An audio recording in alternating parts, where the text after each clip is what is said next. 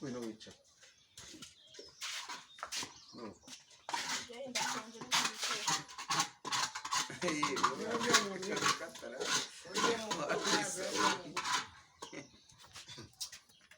Abagabo b'inganzwa da. Niba umuntu akunze umugore we kukibibarya. Ngo ntabwo hati birayi uvuye mu kabari ngo washonje ngo madamu ngo byahiye ngo byaje gute wese hasi birayi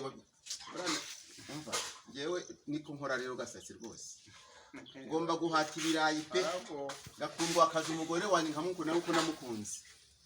dukunda rase mwari muhari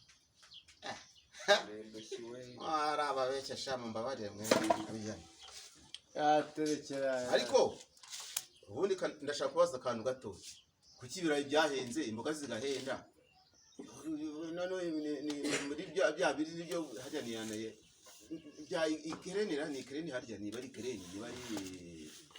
ni ikereni ni he ikereni ngo byaraje ngo esansi yarazamutse none se n'imboga zarazamutse ntabwo zira mu gihugu none uruse ntabwo rwa mu Rwanda se barababeshye bira n'amaco yinda ni ibintu byo kubeshya abantu kugira ngo babeshire abantu mu butike n'ibyo byo kubeshya gusa Mada nzaja nkufasha ngo hatira ibirayi twitekerere arega irafi ndagukunda sheri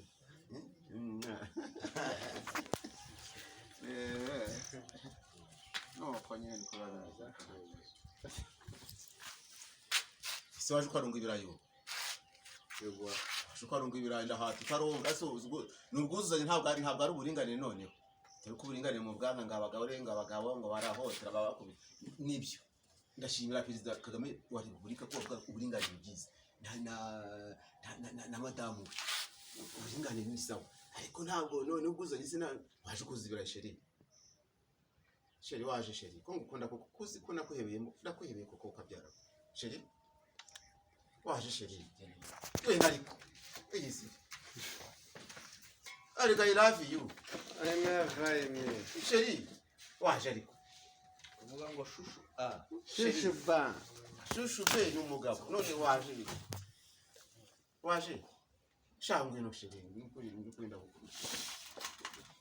ndafukamye n'ukuri kumana sheri waje ukabyara ndi guhata ibirayi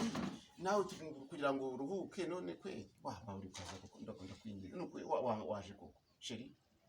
I love you sheri waje sheri waje waje okay ntacyo bireke noneho basi noneho uri zimwe nibyo guhatira inda byanze